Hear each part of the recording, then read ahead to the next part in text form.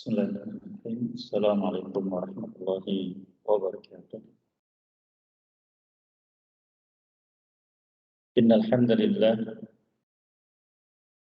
nahmaduhu wa nasta'inuhu wa nastaghfiruh wa na'udzu billahi min shururi anfusina wa min sayyiati a'malina man yahdihillahu fala mudilla lahu wa man yudlil fala hadiya lahu.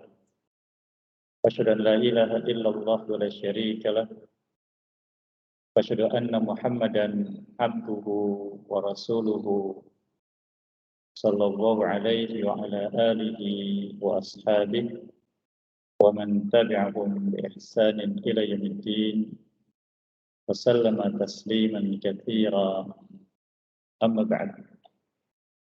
Hadirin jamaah salat maghrib yang berbahagia, rahimani wa iyyakum. Alhamdulillah,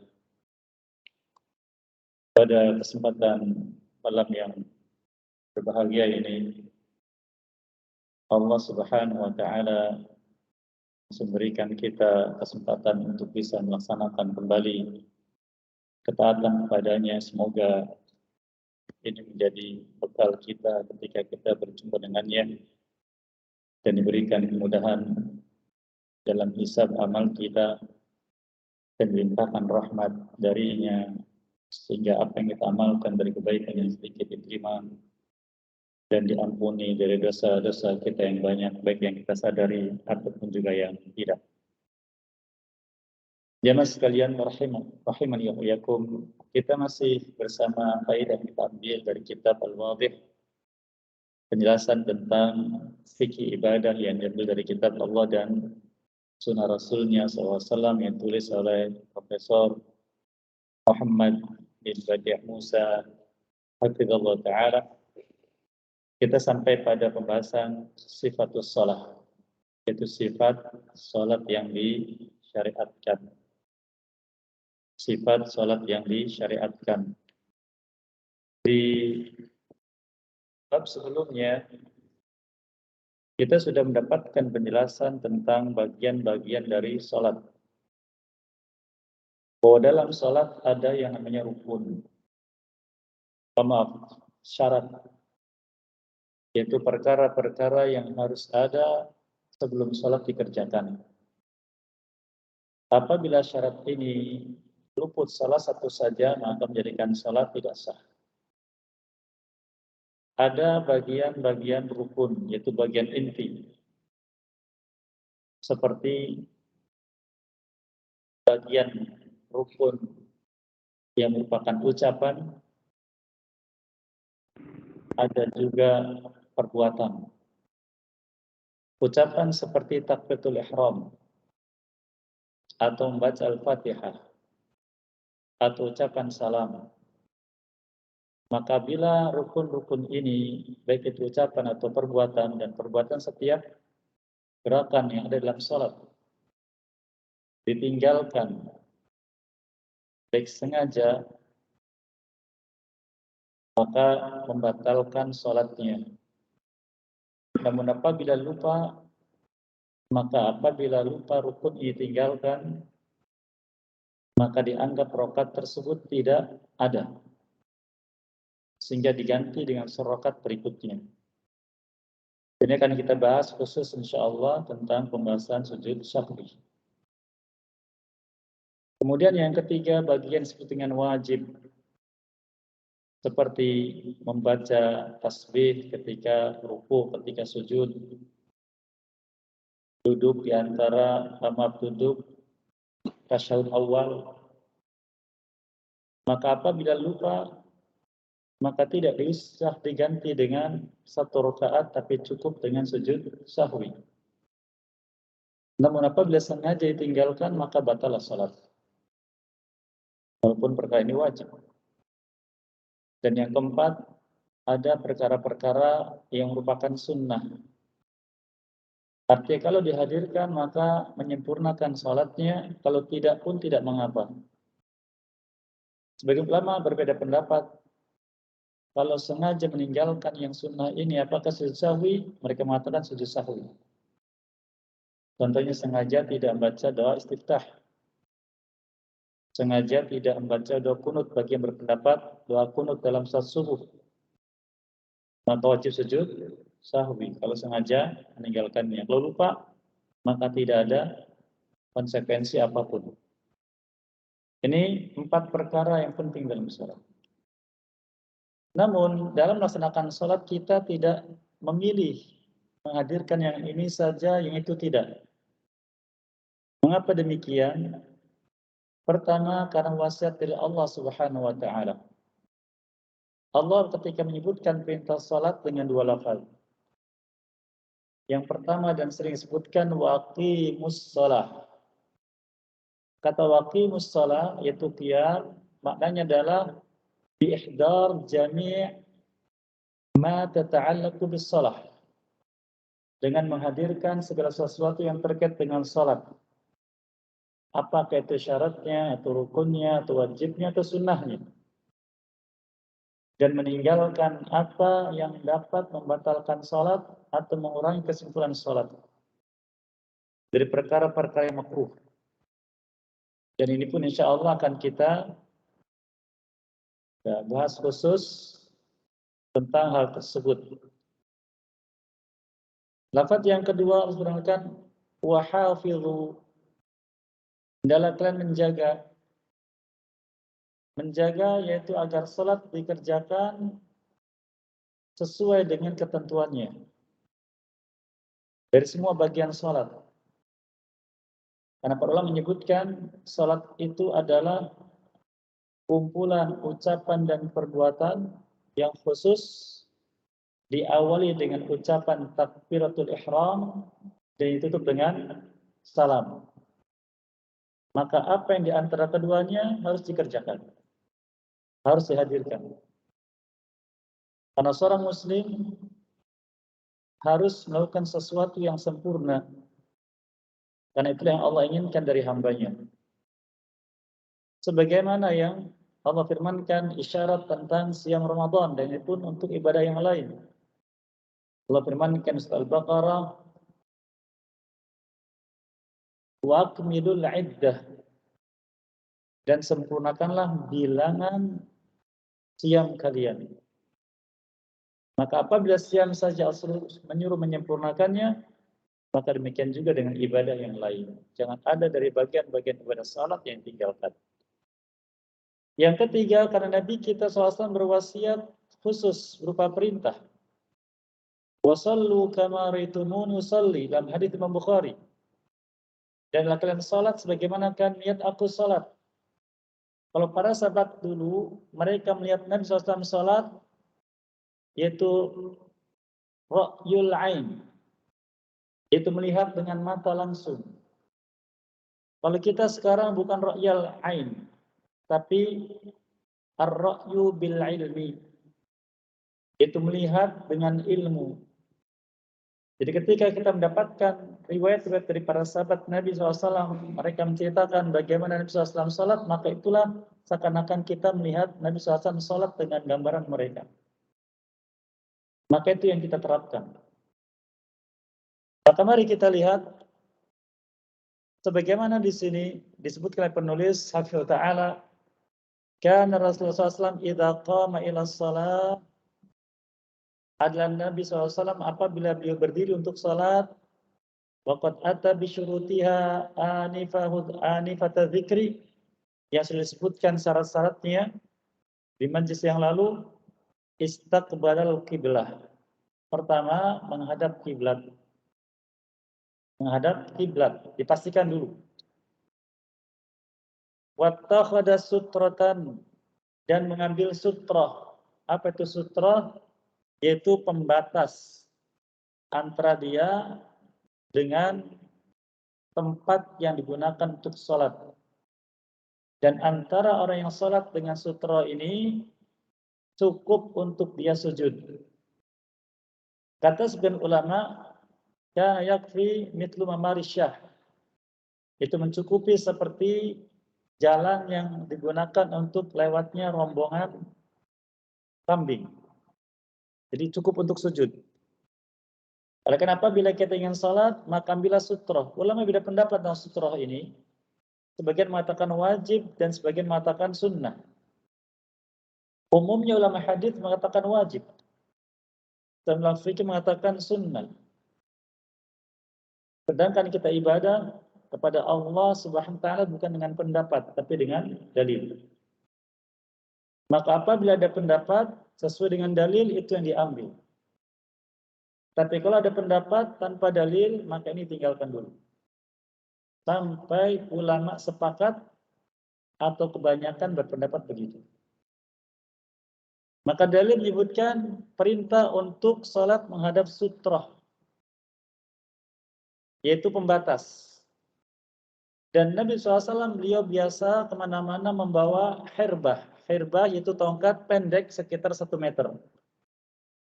Sehingga ketika beliau ingin sholat dimanapun, termasuk di masjidnya, dan masjidnya waktu itu lantainya masih tanah, beliau menancapkan hirbahnya, lalu sholat di depan hirbah tersebut. Menghadap hirbah tersebut, yaitu tongkat pendek tersebut sebagai sutrohnya. Nah, kalau kita bagaimana? Maka di masjid yang menggunakan lantai ini, maka apa yang mudah? Dari tembok, atau mimbar, atau apa yang kita bawa. Oleh karena ulama pun beda pendapat tentang tingginya sutra ini, apakah harus sesuai dengan apa yang dilakukan Nabi SAW, ataukah bagaimana? Perbedaan pendapat yang panjang.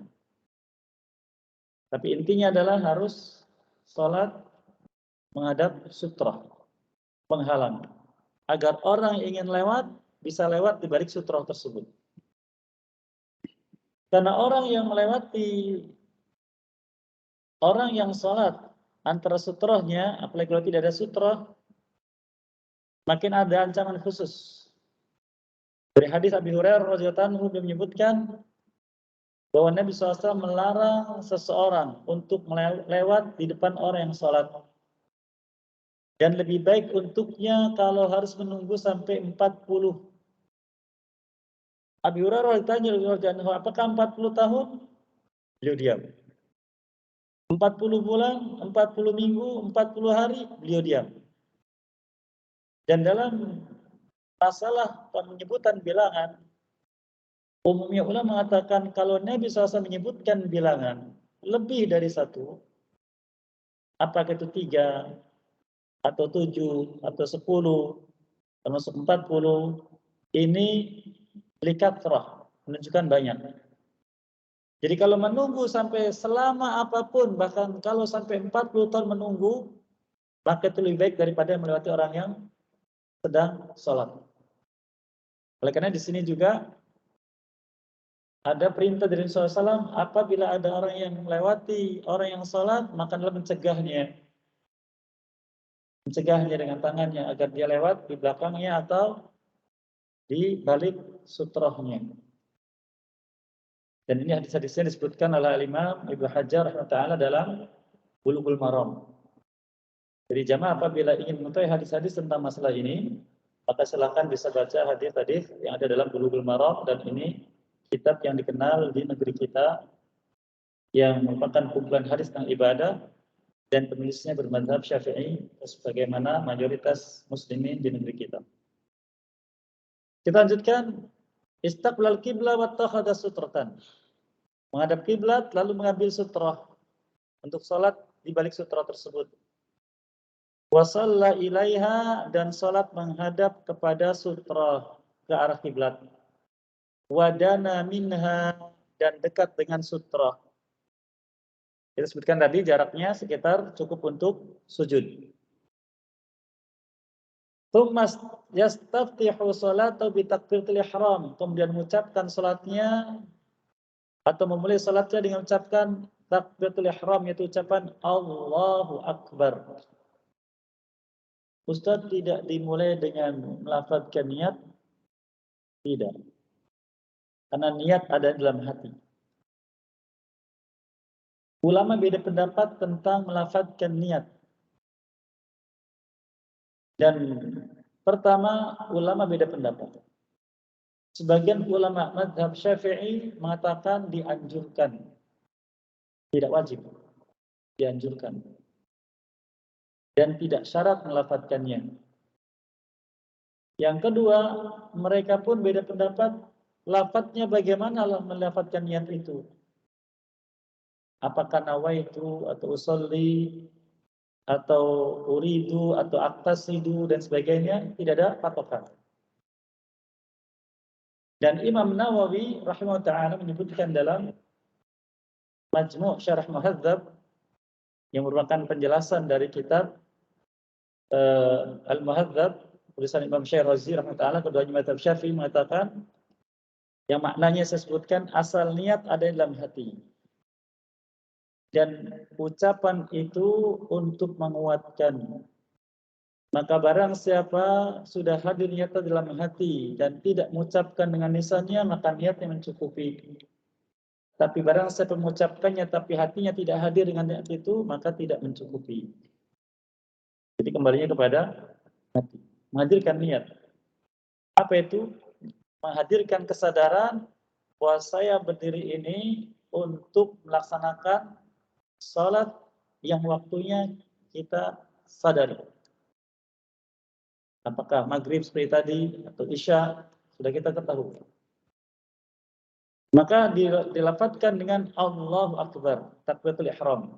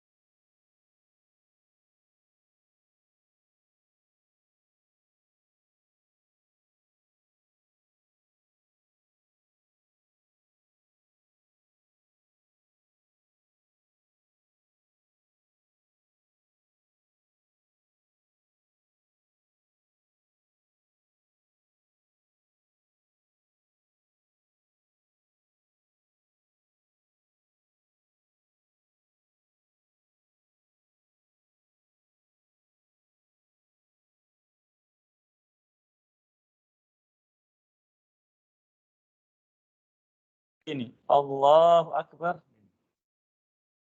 Syiah juga begitu. Adapun mazhab yang lain, seperti yang kita jelaskan tadi. Kemudian meletakkannya di atas dada. Manakah dada? Dada itu dari mulai batas dengan perut, tulang rusuk berbatas dengan perut sampai ke berbatas dengan leher, ini dada. Bagaimana meletakkannya? Umumnya ulama mengatakan letakkan di atas dada apa yang nyaman dan mudah. Apa yang nyaman dan mudah. Begini, seperti yang kita biasa lakukan.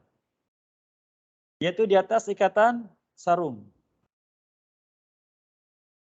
Tidak menyusahkan diri. Begini. Ini kan dada Ustaz, betul dada. Tapi yang dicontohkan oleh para ulama dalam menceritakan membawakan sifat salat tidak begitu. Ada lagi yang mentakwil meletakkannya di samping kiri di atas dada, yaitu di atas jantung. Ada yang di atas lambung. Maka ini namanya munkhasirah. Masuk bagian munkhasirah seperti berkacak pinggang, dan ini dilarang oleh Nabi sallallahu alaihi wasallam. Kemudian beliau katakan wa yarmi bi basarihi nahwal ard. Kemudian setelah meletakkan tangan di atas dada, maka melemparkan pandangan ke bawah. Kemana ke bawah? Ke bawah. Baik itu tempat sujud, atau lebih rendah, atau lebih panjang sedikit. Sebagai bentuk tawadhu ketika sholat. Thumma kana yastaftihul qira'ata fi sirrihi bi ad'iyatin adidatin mutanawwi'ah. Kemudian mulailah membaca doa istiftah, apa yang mudah. Dan Nabi kita SAW mencontohkan banyak jenis doa istiftah. Dan saya anjurkan Bapak Ibu memiliki buku-buku zikir dan yang praktis dan singkat, yaitu buku zikir yang disusun oleh Dr. Sa'id Al-Qahtani rahimahullah ta'ala yang berjudul Hisnul Muslim. Dan sekarang bisa diunduh di Play Store. Baik yang asli berbahasa Arabnya atau yang sudah terjemah bahasa Indonesia. Namanya Hisnul Muslim. Adapun yang lengkap dan panjang, tulisan Imam Nawawi, judulnya Al-Adhkar. Panjang lebar beliau. Baik. Mana yang mudah kita baca? Kemudian beliau katakan, Yahmadullah ta'ala fiha, memuji Allah di sana, menyanjungnya, meminta kepadanya. Tsumma yasta'idzu billahi minasyaitonir rajim. Setelah membaca doa istiftah, baru membaca isti'adzah. A'udzu billahi minasyaitonir rajim. Kemudian baca basmalah, dan dua bacaan ini isti'adzah dan basmalah tidak dijaharkan, tidak dikeraskan. Tidak jahar itu maksudnya yaitu tidak disuarakan sampai orang yang jauh mendengar. Tapi bacanya sir. Sir itu bukan tanpa suara.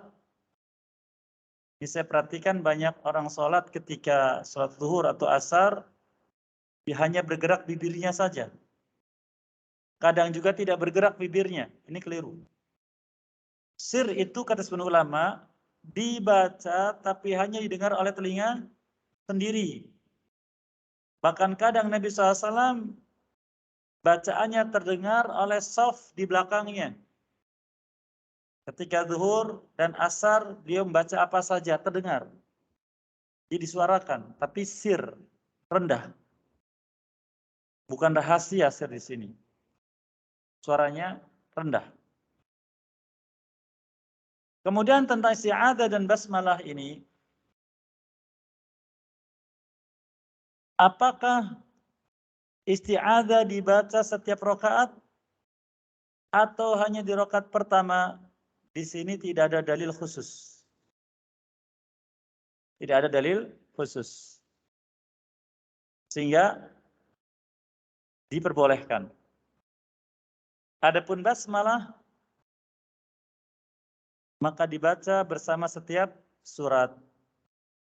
Oleh karena apabila seorang dari kita setelah membaca Al-Fatihah kemudian ingin membaca beberapa ayat bukan satu surat, maka dia tidak membaca basmalah. Lalu beliau katakan, "Tsumma yaqra'ul Fatihata wa yuqatti'uha ayatan." Lalu membaca Al-Fatihah. Dan Nabi SAW ketika membaca Al-Fatihah itu dipotong-potong. Alhamdulillahi Rabbil Alamin. Ar-Rahmanir Rahim. Maliki Yaumiddin. Satu ayat. Tidak disambung. Walaupun boleh. Tetapi dalam ibadah itu akan sempurna nilainya kalau persis sesuai dengan Nabi SAW. Karena Allah mensyaratkan itu.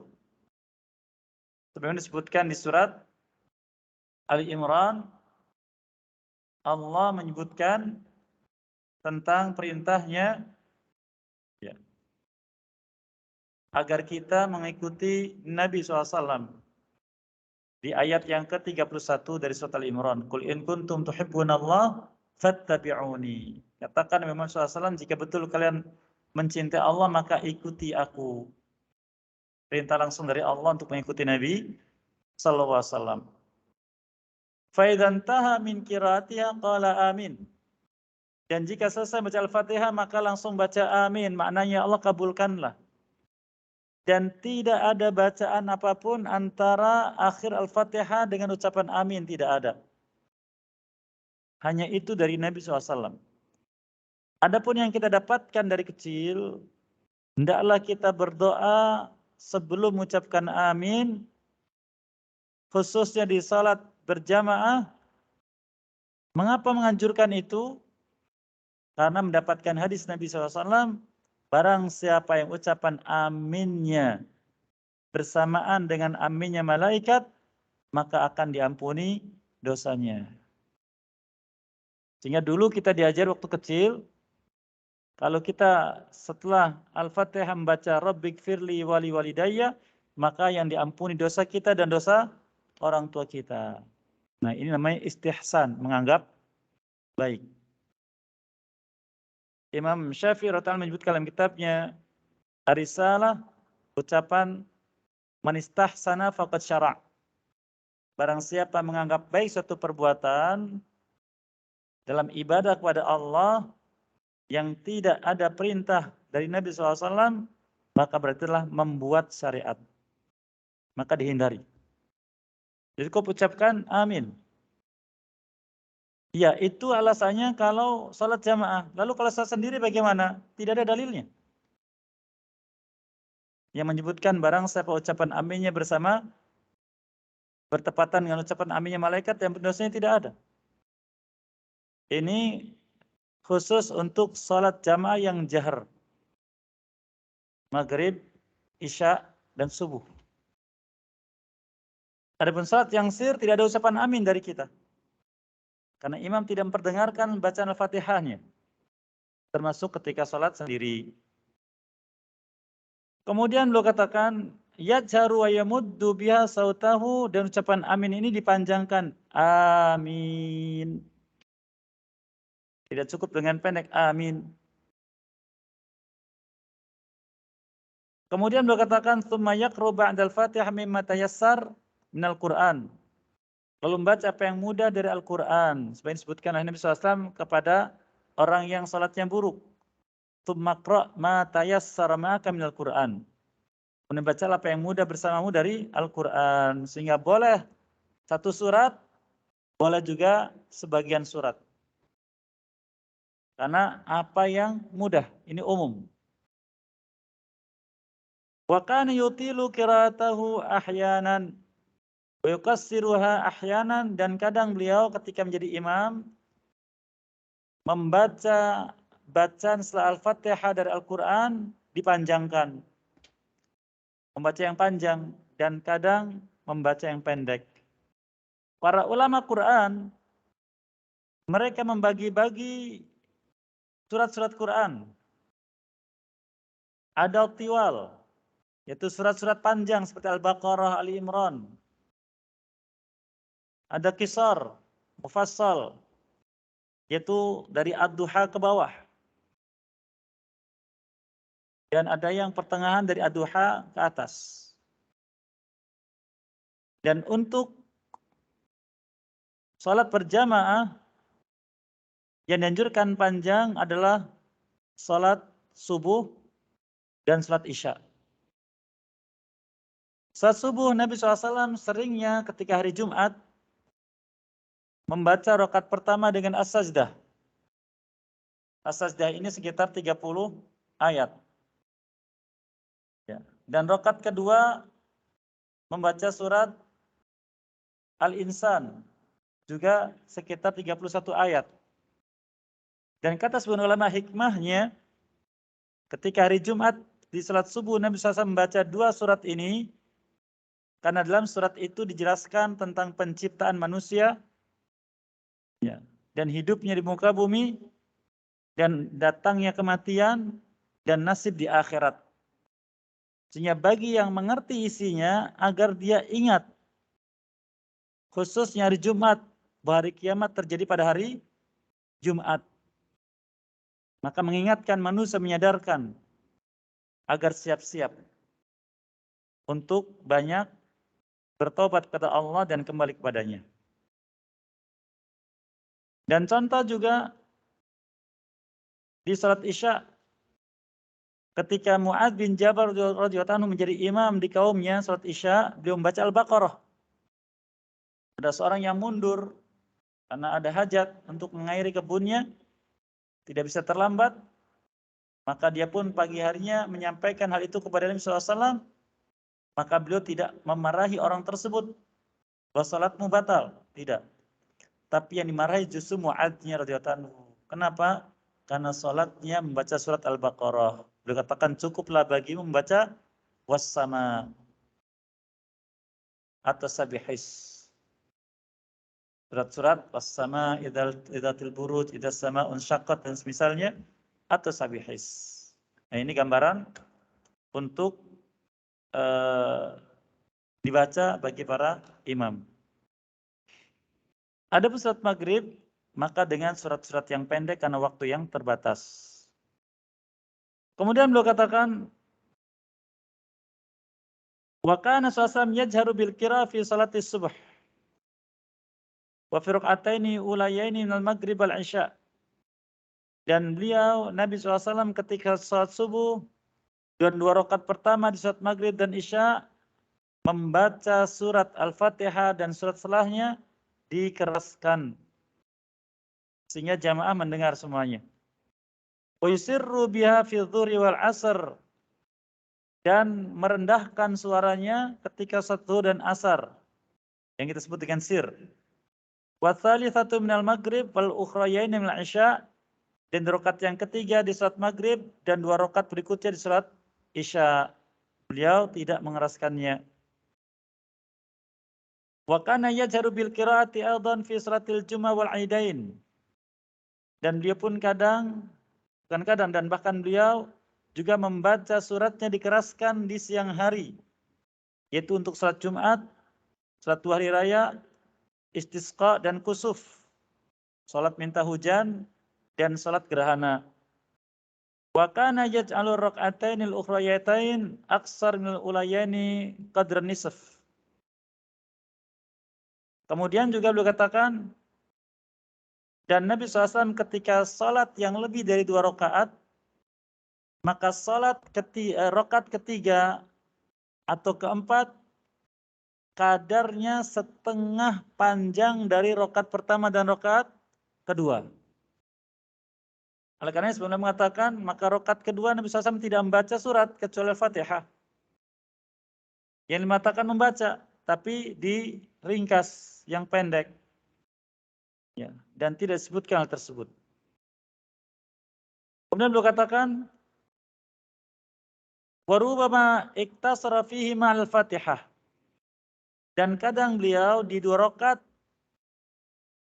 setelah duduk tasyahud, itu rakaat ketiga dan rakaat keempat, mencukupkan hanya baca Al-Fatihah saja.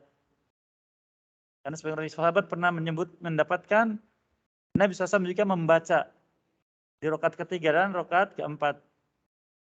Tsumma kana idza fariqa minal qiraati sakata saktatan. Dan beliau ketika selesai dari membaca, beliau berhenti sejenak.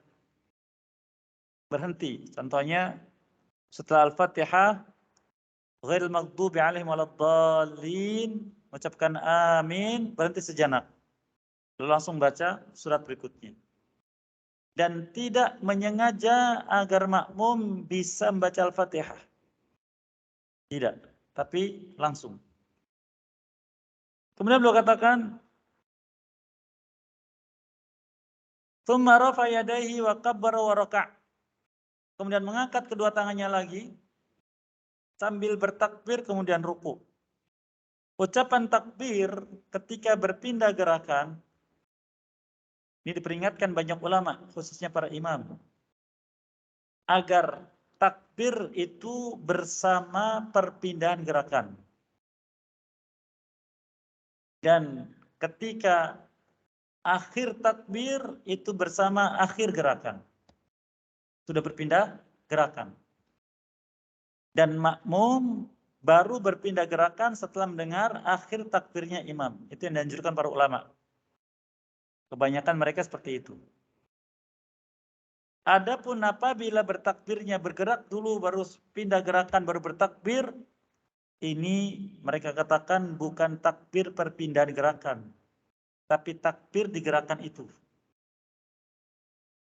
Sehingga kalau kita contohkan, ketika seorang sudah selesai membaca surat, ya, Allahu Akbar. Nah, jadi ketika akbar berhenti, sudah posisi ruku. Jadi makmum tidak mendahului imam. Karena sebagian ada juga yang bertakbir dulu tapi dia tidak bergerak. Ya, dia masih berdiri, Allahu Akbar, baru dia merunduk. Sehingga tidak sedikit makmum yang menyamai dia atau mendahului. Padahal ada larangan dari menyamai imam atau mendahului imam. Maka ini pun diperingatkan oleh para ulama. Itu bukan takbir perpindahan gerakan, tapi takbir ketika berdiri. Dan tidak mengapa kata mereka, kalau takbir itu ada jeda sedikit antara gerakan. Jadi contohnya, dia sudah bergerak dulu tangannya ke atas, lalu Allahu Akbar. Dia bergerak dulu sedikit, baru mengucapkan takbir. Atau juga mengawali takbir bersama awal gerakan. Allahu Akbar. Takbir selesai, gerakan belum sempurna, tidak mengapa yang begitu kata mereka. Yang penting, perpindahan gerakan dari awal gerakan sampai gerakan berikutnya, itu takbir di antara keduanya. Ini yang dikatakan oleh banyak ulama tentang masalah takbir perpindahan gerakan.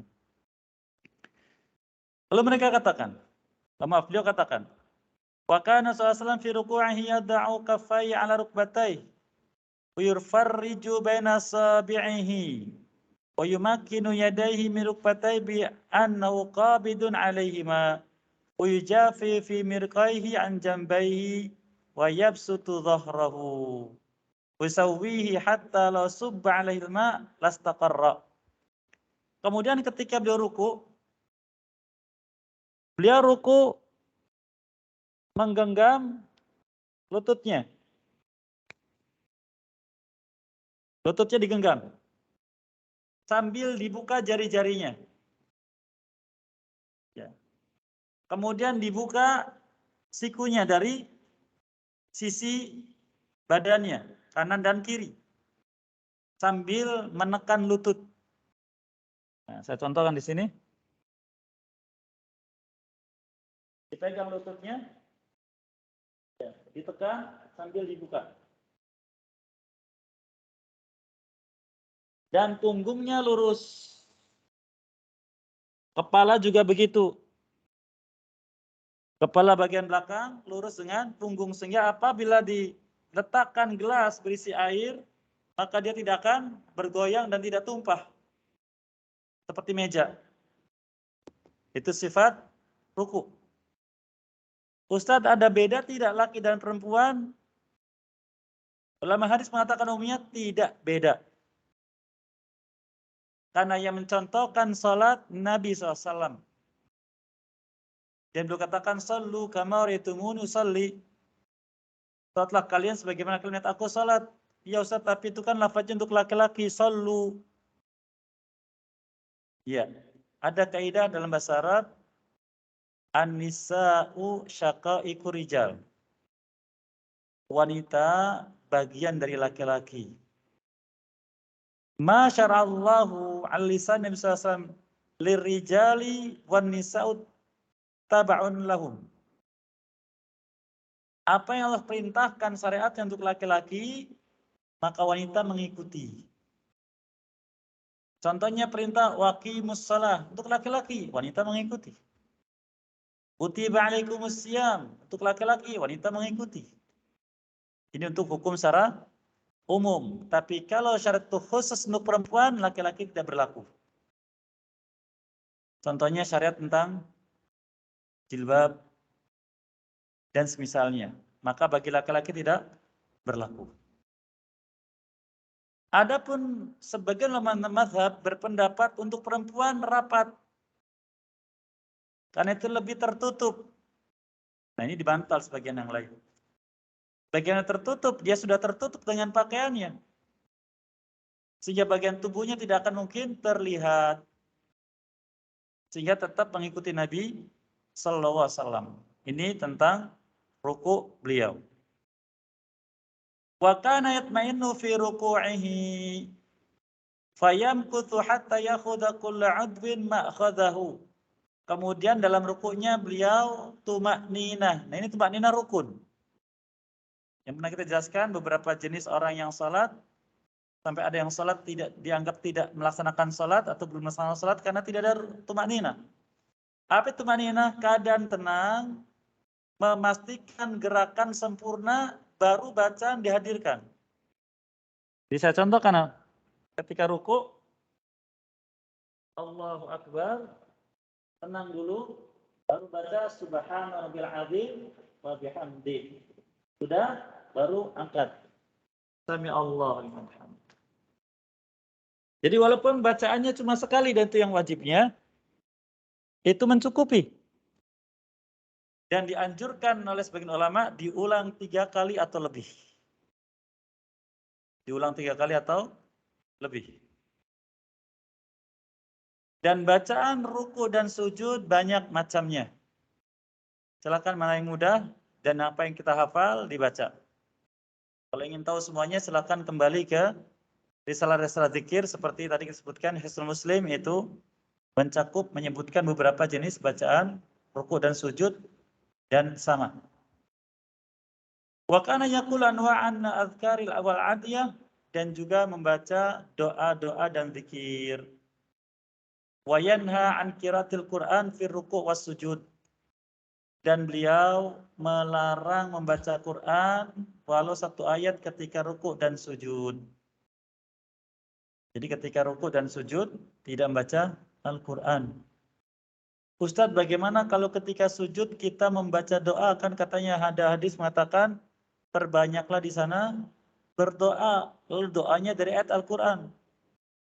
Rabbana atina fid dunya hasanah di surat Al-Baqarah. Rabbana hab lana min azwajina dari surat Al-Furqan. Bagaimana Ustaz? Kata para ulama tergantung niatnya. Dia membaca itu apakah niatnya membaca doa atau membaca ayat. Kalau membaca ayat dilarang dan dia berdosa. Tapi kalau membaca doa maka diperintahkan walau lafaznya dari Al-Qur'an. Tsumma kana sallallahu yarfa'u salbahu min ar-ruku' qailan Sami Allahu liman hamidah wa yarfa'u yadayhi inda hadzal i'tidal wa huwa qa'imun rabbana walakal hamdu wa rubbama zada mil'us samawati wal ard mil'us samawati wa mil'ul ard wa mil'u ma syi'ta min syai'in ba'd. Kemudian beliau bangkit dari rukuknya. Ya. Bangkit dari rukuk. Langsung mengangkat tangannya sambil mengucapkan Sami Allahu liman hamidah. Sudah tidak, baru membaca Rabbana walakal hamdu, itu minimal. Atau Allahumma Rabbana walakal hamdu. Atau ditambahi mil'us samawati wa mil'ul ardi wa mil'u ma syi'ta bainahuma wa mil'u ma syi'ta min syai'in ba'd. Atau ada tambahan lain. Boleh. Tapi minimal Rabbana walakal hamdu. Berhenti.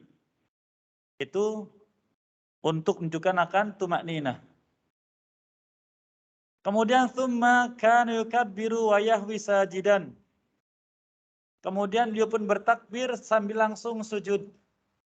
Dan saat gerakan dari i'tidal berdiri setelah ruku ke sujud tidak mengangkat kedua tangan.